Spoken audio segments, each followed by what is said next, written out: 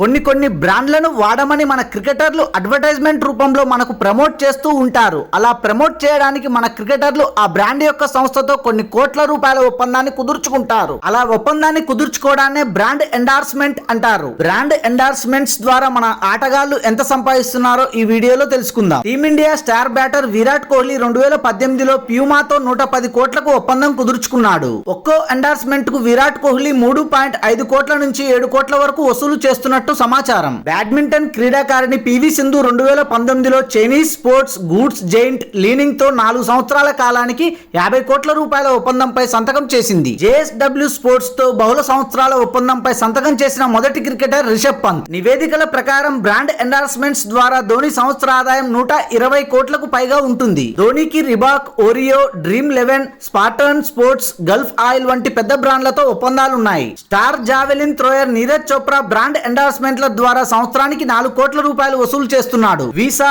Tommy Hilfiger, Samsung, JSW group తో చోప్రాకు ఒప్పందాలున్నాయి. టీమిండియా కెప్టెన్ రోహిత్ శర్మ ఒక్కో బ్రాండ్ ఎండార్స్మెంట్ కు 3.5 కోట్ల నుంచి 7 కోట్ల వరకు వసూలు చేస్తున్నట్టు సమాచారం. Adidas, Maggi, Oppo, Dream 11, Nissan, Ceat వంటి కంపెనీలతో రోహిత్ శర్మకు ఒప్పందాలున్నాయి. Thanks for watching this video. For more interesting videos please do subscribe.